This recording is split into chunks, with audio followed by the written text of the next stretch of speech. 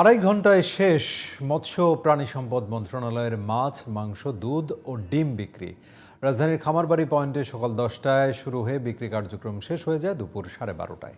ফলে অনেক ক্রেতাকেই ফিরতে হয় খালি হাতে। তবে বিক্রয় কার্যক্রমে যুক্ত কর্মীরা বলছেন, বাড়তি পণ্যেও মিটছে না মানুষের চাহিদা। বিস্তারিত নাইম কামালের রিপোর্ট।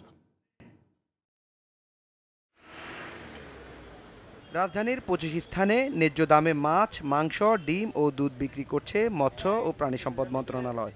এছাড়া সারা দেশের জেলা উপজেলা পর্যায়ে সুলভ মূল্যে ব্রয়লার মুরগি, ডিম, দুধ ও গরুর মাংস বিক্রি করা হচ্ছে। তবে বিগত সময়ের চেয়ে বাড়তি পণ্যেও চাহিদা মেটানো যাচ্ছে না বলে জানালেন বিক্রেতারা। জনগণের সারা আলহামদুলিল্লাহ ভালোই আছে। আপনার আরও পর্যাপ্ত পরিমাণ আরও দিলে এখানে আরও বিক্রি হবে। এখানে আমাদেরকে দিচ্ছে দুধ দিচ্ছে, ডিম দিচ্ছে, গরু গোশ দিচ্ছে, মুরগি দিচ্ছে। তারা খুব সন্তুষ্ট, কিন্তু তাদের চাহিদা একটু বাড়ায় দিতে পারলে আরও ভালো। তো অনেকের 2 কেজি লাগে, কিন্তু আমাদের তো পর্যাপ্তভাবে দিতে, একজনকে 1 কেজির বেশি দিতে পারতেছি না। সেটা অনেকে বলতেছে যে যদি বাড়ায় দেওয়া যেত তাহলে একটু ভালো, কারণ সবার ফ্যামিলি তো সংখ্যা তো আর এক না, কারো 4 জন, কারো 10 জনও আছে। রাজধানীর বিভিন্ন স্থান ঘুরে দেখা গেছে ন্যায্য মূল্যের এসব পণ্য কিনতে সাধারণ মানুষের দীর্ঘ লাইন। মৎস্য ও প্রাণী সম্পদ মন্ত্রণালয়ের তথ্য মতে ড্রেসড ব্রয়লার মুরগির মাংস প্রতি কেজি 250 টাকা, দুধ পাস্তুরিত প্রতি লিটার 80 টাকা, ডিম প্রতি ডজন 114 টাকা এবং গরু মাংস প্রতি কেজি বিক্রি হচ্ছে 650 টাকায়।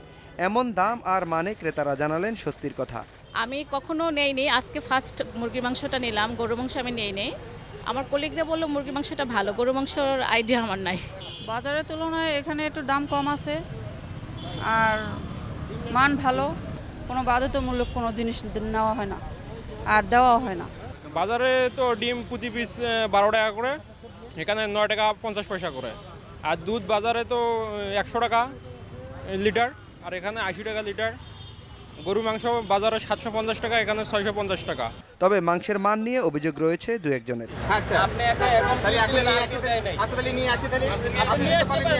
রমজানের প্রথম দিন থেকে 28 রোজা পর্যন্ত সুলভ মূল্যে মাছ, মাংস, দুধ ও ডিম কিনতে পারবেন ক্রেতারা।